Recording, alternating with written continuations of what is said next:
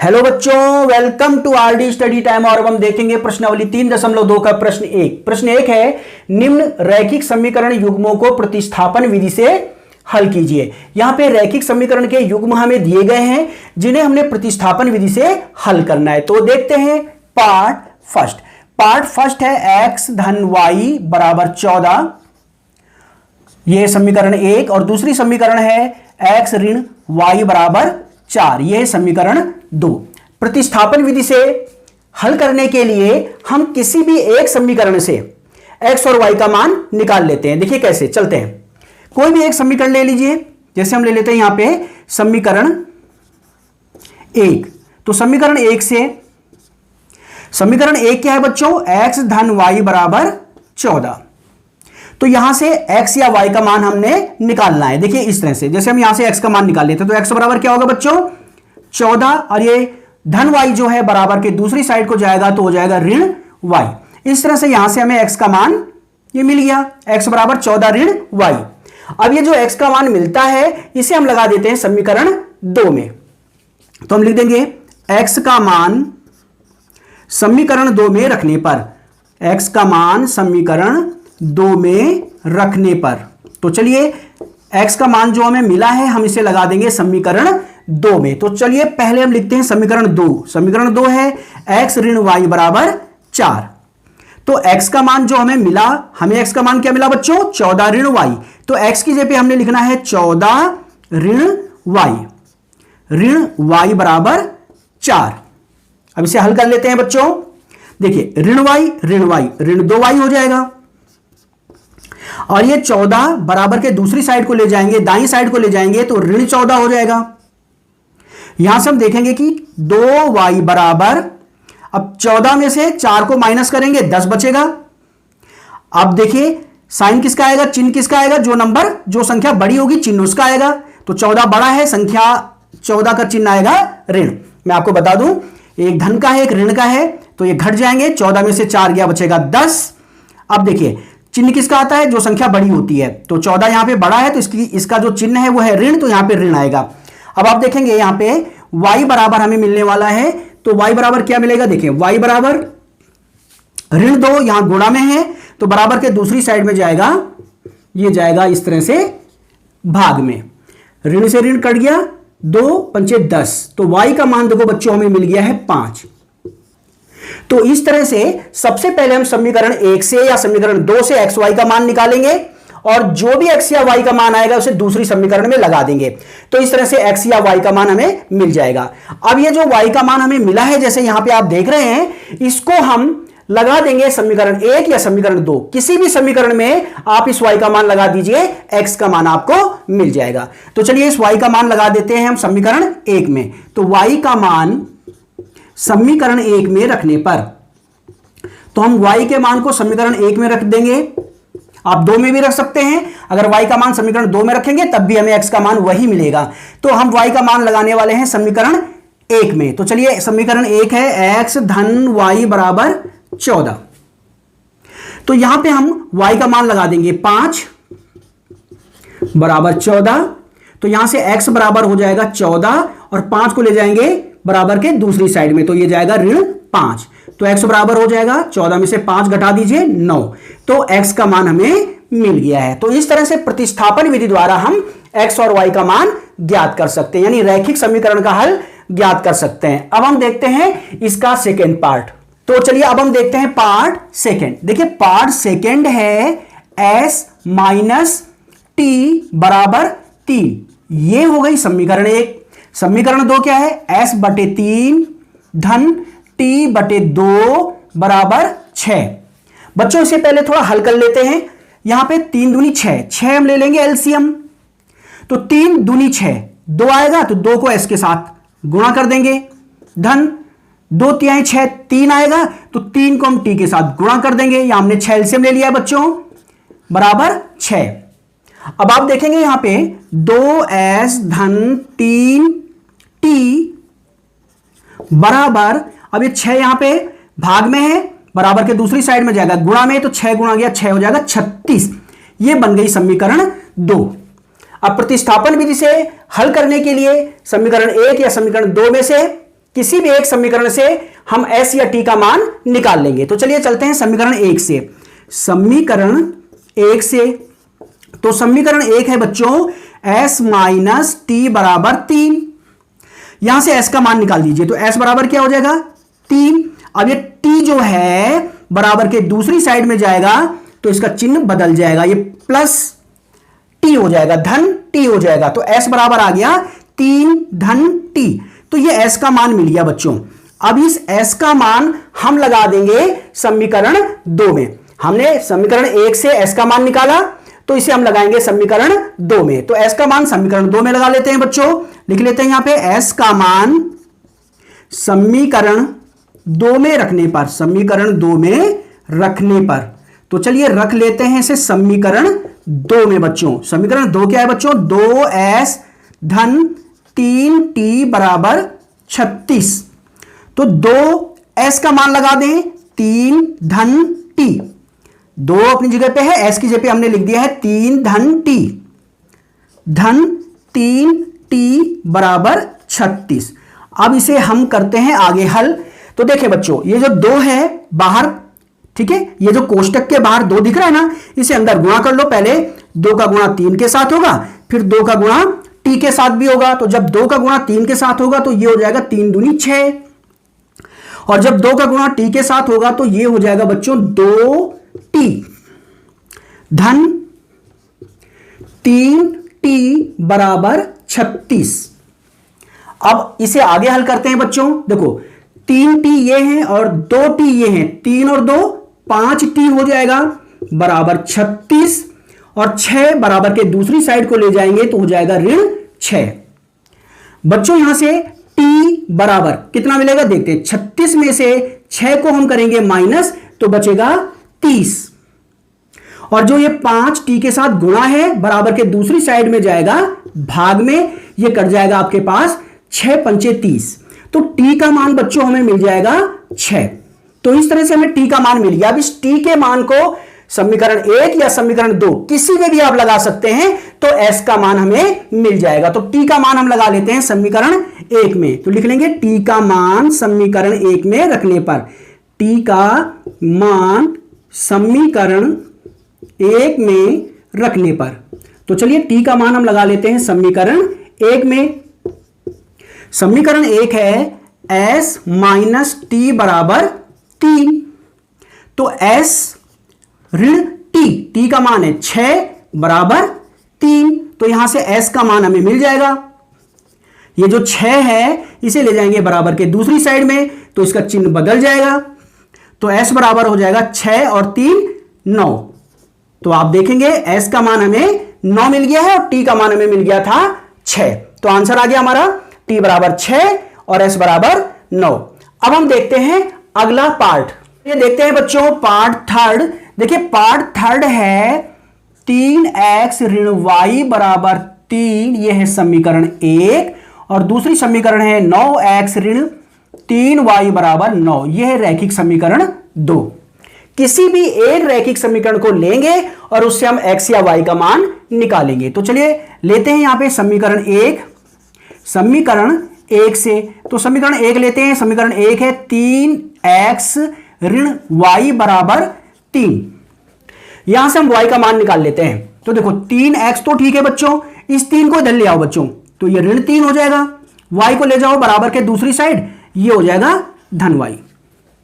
तो y का मान मिल गया। y बराबर क्या मिल गया बच्चों, यहां से y बराबर 3x ऋण 3, ये y का मान मिल गया।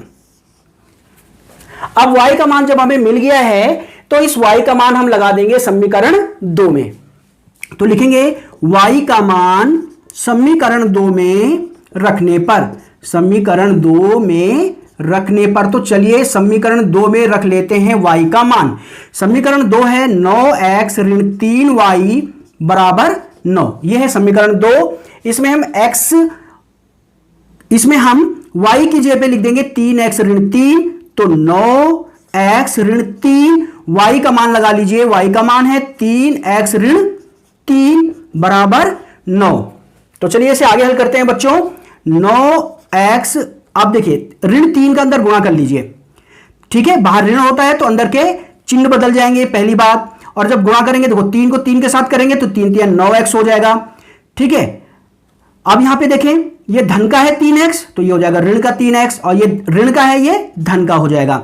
सीधी सी बात है, ऋण 3 को 3x से गुणा किया तो 3 3 9x, और धन इंटू ऋण क्या होता है ऋण, और जब ऋण 3 को ऋण 3 के साथ गुणा करेंगे तो ऋण इंटू ऋण क्या होता है धन, और 3 3 9। और ध्यान रखिए कि अगर कोष्टक के बाहर माइनस है तो अंदर के निशान बदल जाते हैं। देखो ये धन का है तो ऋण हो गया, ये ऋण का है तो धन हो गया। 3 3 9x और 3 3 9 बराबर 9, तो ये मिल गया हमें। अब इसे हम आगे हल करते हैं तो देखो 9x से 9x तो कट गया बच्चों, तो क्या बन गया ये 9 बराबर 9। तो ये तो यहां से चर यानी x तो हट गया है जिसका मान हमने ज्ञात करना था। तो ध्यान रखिएगा जब चर इस तरह से कट जाएगा, जैसे आप यहां पे देख रहे हैं ये आगे 9 बराबर 9, तो इन रैखिक समीकरणों का कोई एक हल नहीं होगा, यानी इनके बहुत हल होंगे, अनंत हल होंगे। मैं आपको यहां पे बता दूं ये जो रैखिक समीकरण है, आंसर आपका आ चुका है, मैं आपको बता दूं इन रैखिक समीकरणों का एक हल नहीं है। जैसे एक हल हमने इसे फर्स्ट वाला पार्ट देखा, उसमें x का एक मान आया, y का एक मान आया। दूसरा वाला पार्ट देखा, s का एक मान आया, t का एक मान आया, तो इनके तो एक एक हल थे। लेकिन इस रैखिक समीकरण के अनेक हल हैं, बहुत सारे हल हैं। और वो क्यों है यहां पे आप देखें, पहली रैखिक समीकरण क्या है 3x ऋण y बराबर 3, और दूसरी रैखिक समीकरण है 9x ऋण 3y बराबर 9। बच्चों ये दोनों एक ही रैखिक समीकरण है, देखें सेम है। अगर इसमें हम 3 का गुणा कर दें तो 3 3 9x 3 एकम 3y बराबर 3 3 9, दोनों एक ही रैखिक समीकरण है। देखें आप समझ रहे हैं, और आप दोनों एक ही रैखिक समीकरण है तो आप देखेंगे इनसे निरूपित रेखाएं क्या होंगी, एक के ऊपर एक। तो जब एक के ऊपर एक रेखाएं होंगी तो आप देख सकते हैं कि ये हर बिंदु पर एक दूसरे को छुएंगी या कट करेंगी, तो इन रैखिक समीकरणों का होगा अनेक हल। आप यहां से भी समझ सकते हैं, समीकरण 1 से a1 b1 और c1 मिल जाएगा, और समीकरण 2 से a2 b2 और c2 मिल जाएगा।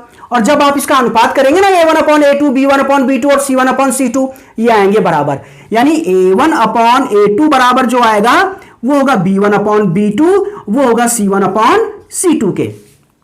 ठीक है, और हमने इससे पहली प्रश्नावली में पढ़ा है कि जब a1 अपॉन a2 बराबर होता है b1 अपॉन b2 के बराबर होता है c1 अपॉन c2 के, तो रैखिक समीकरण के अनेक हल होते हैं। खैर ये तो हो गई बात कि इसके अनेक हल क्यों हैं। आंसर आपका यहीं पे आ चुका है। जब आपका 9 बराबर 9 आ जाएगा तो आप यहां पे लिख लेंगे अतः रैखिक समीकरण युग्म के अनंत हल होंगे। ठीक है, अतः रैखिक समीकरण युग्म के अनंत हल होंगे। और अगर आप वो हल लाना चाहते हैं तो मैं आपको बता दूं, समीकरण 1 से जब हम चले थे तो y बराबर क्या आ गया था बच्चों, y बराबर आ गया था, यहां पे समझा देता हूं, y बराबर आ गया था 3x ऋण 3। तो x का कोई भी मान आप लेंगे तो x के लिए y का मान जो मिलेगा वो उसका एक हल होगा। इसी तरह से x के मान अलग अलग लगा करके y के मान अलग अलग आपको मिलते रहेंगे, यानी इसके बहुत सारे हल होंगे। तो ये था आपके पास पार्ट थर्ड, और अब हम देखते हैं अगले पार्ट को। तो देखते हैं बच्चों पार्ट फोर्थ। तो देखिए बच्चों पार्ट फोर्थ है 0.2x धन 0.3y बराबर 1.3। तो यह है रैखिक समीकरण। इसमें दशमलव को पहले हम हटा लेते हैं। अगर हम दशमलव को हटा लेंगे तो आगे हमें इसे हल करने में आसानी हो जाएगी। तो दशमलव को हटाने के लिए पूरी समीकरण में 10 का हम गुणा कर लेंगे, क्योंकि 10 का गुणा जब 0.2 के साथ होगा तो दशमलव एक अंक पीछे हट जाएगा, 2 हो जाएगा। इसी तरह से ये 3 हो जाएगा, और ये 1.3 क्या हो जाएगा 13 हो जाएगा। ठीक है, तो हम पूरी समीकरण में 10 का गुणा कर लेते हैं। तो चलिए 10 का गुणा करेंगे तो ये हो जाएगा 2x, और ये हो जाएगा 3y, और ये हो जाएगा आपके पास 13। सभी पदों के साथ 10 का गुणा कर दिया गया है। किसी भी रैखिक समीकरण में, किसी भी समीकरण में अगर हम किसी संख्या का गुणा कर दें पूरी समीकरण में या भाग कर दें तो कोई भी अंतर नहीं आता है। तो ये हो गई समीकरण 1। अब समीकरण 2 है 0.4x धन 0.5y बराबर 2.3। इसमें भी हम गुणा कर लेते हैं 10 का, तो ये हो जाएगा 4x धन 5y बराबर 23। ठीक है, जितने भी पद हैं सबके साथ मैंने 10 का गुणा कर दिया है, तो ये बन गई समीकरण 2। समीकरण 1 या 2 को लेकर चलेंगे और उससे x या y का मान निकाल लेंगे। तो चलिए हम चलते हैं समीकरण 1 से। समीकरण 1 से तो देखिए समीकरण 1 है बच्चों 2x धन 3y बराबर 13। तो यहां से x का मान निकाल देते हैं। तो यहां से आप देखेंगे 2x बराबर हो जाएगा 13 और ये 3y को बराबर के दूसरी साइड ले जाएंगे तो इसका चिन्ह बदल जाएगा। यहां से देखिए ये जो 2 गुणा में है ये चला जाएगा भाग में, इस तरह से बराबर के दूसरी साइड ले जाएंगे तो भाग में चला जाएगा। तो ये हमें x का मान मिल गया है। तो समीकरण 1 से जो हमने x का मान निकाला है इसे हम लगा देंगे समीकरण 2 में। तो लिख लेते हैं यहां पे x का मान समीकरण 2 में रखने पर, समीकरण 2 में रखने पर। तो बच्चों x का मान लगा लेते हैं समीकरण 2 में। पहले समीकरण 2 लिखते हैं 4x धन 5y बराबर 23। अब हम इस समीकरण 2 में x का मान लगा लेते हैं। अब समीकरण 2 में x का मान लगाते हैं। समीकरण 2 है 4 और x की जगह पे क्या लिख देंगे बच्चों, जो हमें x का मान मिला है 13 माइनस 3y बटे 2। तो x का मान हमने लगा दिया, देखो 4 लिखा, x की जगह पे क्या लिख दिया 13 माइनस 3y बटे 2। इसके बाद है धन 5y और बराबर में है यहां पे 23। तो बराबर में ये लिख दिया हमने 23। अब देखिए 2 से कट जाएगा, 2 दूनी 4। अब बच्चों कोष्टक के बाहर क्या है 2, तो 2 को अंदर गुणा कर लेते हैं। 2 का गुणा 13 के साथ भी होगा, 2 का गुणा 3y के साथ भी होगा। तो 2 का गुणा 13 के साथ क्या हो जाएगा 26, ऋण 2 का गुणा 3 के साथ होगा तो 3 दूनी 6y हो जाएगा, धन 5y बराबर बच्चों ये है 23। ठीक है, मैं आपको फिर से समझा देता हूं। ये 2 से हमने काट दिया था, 2 दूनी 4, 2 आया तो हमने इस 2 को अंदर गुणा कर लिया। 2 का 13 के साथ 13 दूनी 26, ऋण 2 का 3y के साथ तो 2 तिहाई 6, 6y धन 5y बराबर 23। तो अब यहां देखिए 23 तो ठीक है अपनी जगह पे, 26 को ले जाइए बराबर के दूसरी साइड में तो ये हो जाएगा माइनस 26। और यहां देखें ये भी y है ये भी y है। ठीक है, तो ये देखिए ये धन का है ये ऋण का है तो घट जाएगा, 6 में से 5 गया बचेगा 1 और जो बड़ी संख्या होती है उसका चिन्ह आता है।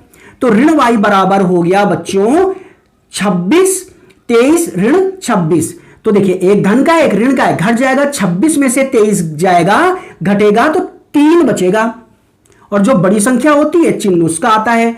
बच्चों ऋण से ऋण कट गया तो y बराबर क्या आ जाएगा बच्चों ये 3। तो y का मान तो हमें मिल गया। अब ये जो y का मान मिला है अब इसे चाहे समीकरण 1 में लगा लो और चाहे समीकरण 2 में लगा लो, वहां से x का मान मिल जाएगा। तो हम इसे लगा लेते हैं समीकरण 1 में। तो समीकरण 1 में y बराबर 3 रखने पर, तो रख लेते हैं इसे y बराबर 3 समीकरण 1 में। समीकरण 1 है बच्चों 2x धन 3y बराबर 13। y बराबर क्या लिख देंगे 3, तो 2x धन 3y की जगह पे 3 लिख देंगे बराबर 13। तो 2x बराबर हो जाएगा 13 और ये 3 क्या 9 है, धन का 9 है, बराबर के दूसरी साइड जाएगा ऋण का हो जाएगा 9। बच्चों इसके साथ साथ ये भी देख लें आप लोग, यहां पे ये जो 2 गुणा में है बच्चों ये चला जाएगा भाग में। तो x का मान मिलेगा 13 माइनस 9। तो 13 में से 9 हम घटाएंगे 4 बचेगा, 4 बटे 2, 2 एकम 2, 2 दूनी 4। तो x का मान क्या मिल गया बच्चों यहां पे 2। तो आप देख रहे हैं कि हमें यहां पे x का मान 2 मिल गया है और y का मान 3 मिल गया है। तो ये था आपके पास ये चौथा पार्ट। अब हम देखते हैं अगले पार्ट में। तो देखते हैं पार्ट फिफ्थ। पार्ट फिफ्थ है √2x धन √3y बराबर 0। यह है रैखिक समीकरण 1 और √3x ऋण √8y बराबर 0 यह है रैखिक समीकरण 2। अब रैखिक समीकरण 1 या रैखिक समीकरण 2 से x या y का मान हम निकाल लेते हैं। तो चलते हैं हम रैखिक समीकरण 1 से।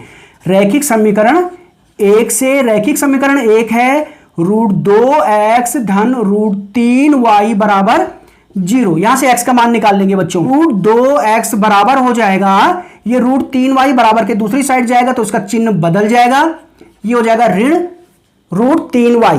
तो यहां से आप देखेंगे x बराबर हमें मिल जाएगा √3y। अब √2 यहां देखिए x के साथ गुणा में है तो बराबर के दूसरी साइड में जाएगा तो ये जाएगा भाग में।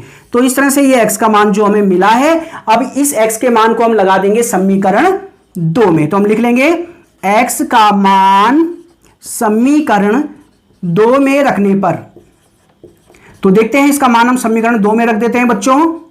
तो x का मान जो हमें यहां मिला है इसे हम लगा देंगे समीकरण 2 में। समीकरण 2 है √3x ऋण 8 √8y बराबर 0। यहां पे हम x का मान लगा देंगे। x का मान क्या है? ऋण √3y अपॉन √2 ऋण √8y बराबर 0। हमने x का मान समीकरण 2 में रख दिया है। देखिए √3 x का मान लगा दिया है, ये ऋण √8y बराबर 0। तो चलिए बच्चों इसे आगे हल कर लेते हैं हम लोग। आगे हल करने के लिए देखें, √3 को √3 से जब गुणा करेंगे तो √3 गुणा गया √3 क्या हो जाएगा? 3, रूट हट जाएगा, ठीक है। और ये ऋण का है, धन गुणा गया ऋण क्या होता है? ऋण y बटे √2 ऋण √8y बराबर 0। इसके नीचे कुछ नहीं तो बच्चों क्या होगा? 1 होगा। तो अब हम यहां पे √2 ले लेंगे एलसीएम। तो √2 एकम √2 एक बचेगा तो एक को हम ऊपर गुणा करेंगे ऋण 3y के साथ, तो ऋण 3y आ जाएगा।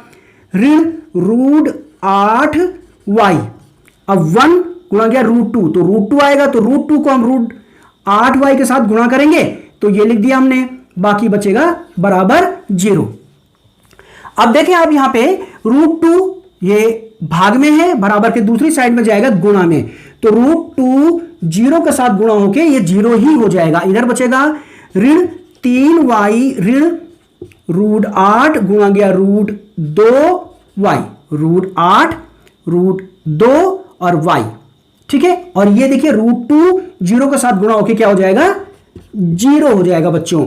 अब यहां से देखिए y इस पद में भी है, इस पद में भी है, उभयनिष्ठ है, बाहर निकाल दीजिए, कॉमन कर लीजिए, तो y कॉमन हो गया। यहां से बचेगा ऋण 3, यहां से बचेगा ऋण √8 गुणा गया √2, ठीक है, y बाहर आ गया।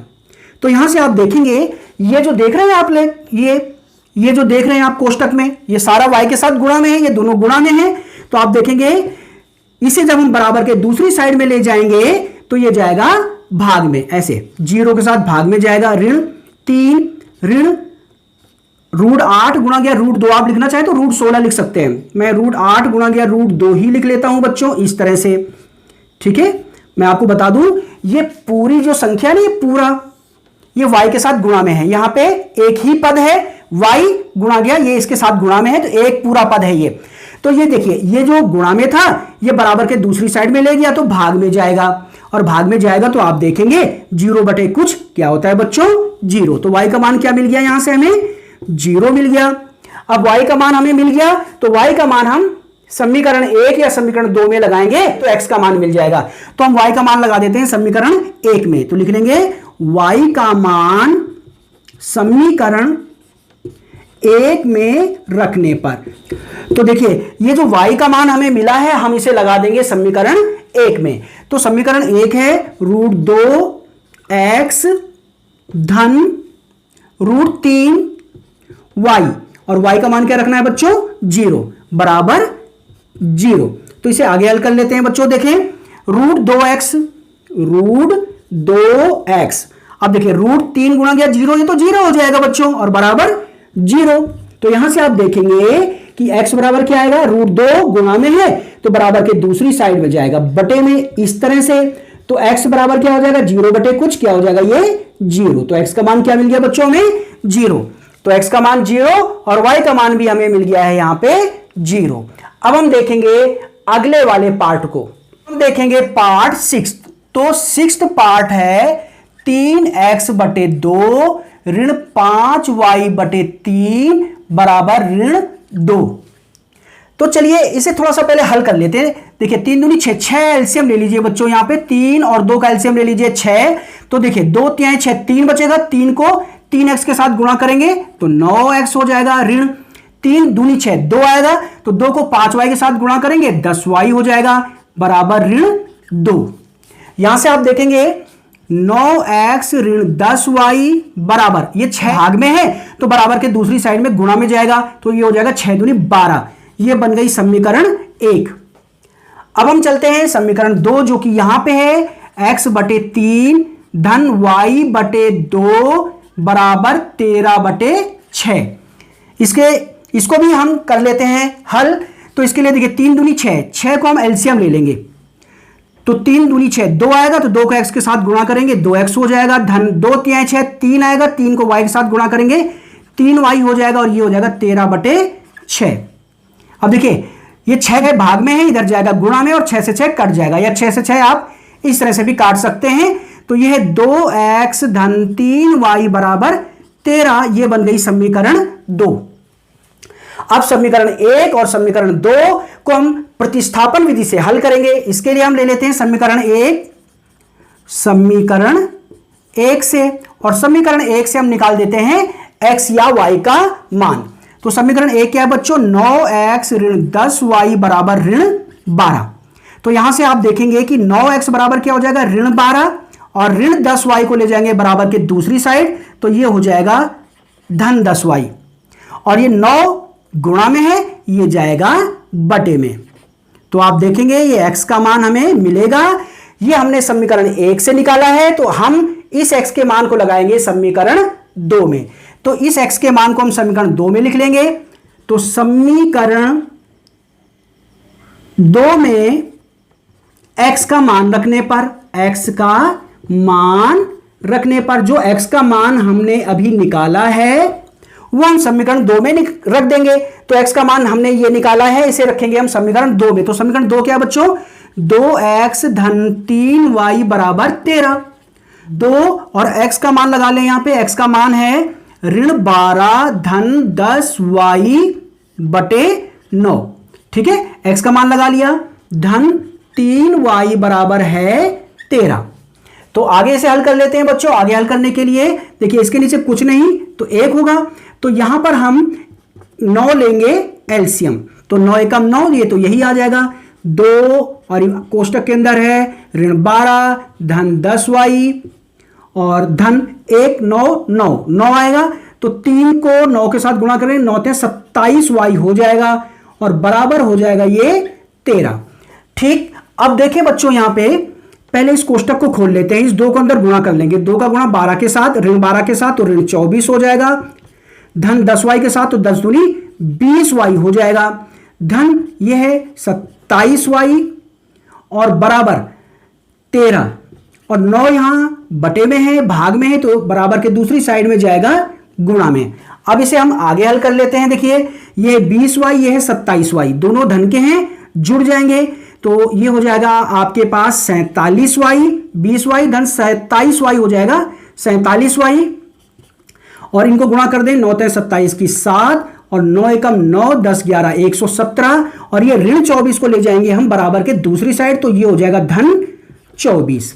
और आगे से हल करते हैं तो y बराबर हो जाएगा, इनको जोड़ देंगे, 7 और 4 11 की 1 2 3 और 1 4, ये हो जाएगा 141। अब देखिए 47y के साथ गुणा में है, तो ये जाएगा बटे में, तो y का मान यहां से हमें मिल जाएगा। तो देखिए ये 3 बार कट जाएगा, ठीक है, 47 से कट जाएगा 141 3 बार, तो y का मान क्या मिल गया बच्चों, 3। तो y का मान हमें मिल गया। अब इस y के मान को समीकरण 1 में लगा लो या समीकरण 2 में लगा लो, समीकरण 1 या 2 में से किसी में भी हम लगा सकते हैं, तो हमें मिल जाएगा x का मान। तो y का मान हम लगा लेते हैं समीकरण 2 में। तो चलिए y का मान समीकरण 2 में रखने पर, y का मान समीकरण 2 में रखने पर, तो चलिए रखते हैं समीकरण 2 में। तो समीकरण 2 है बच्चों यहां पे 2x धन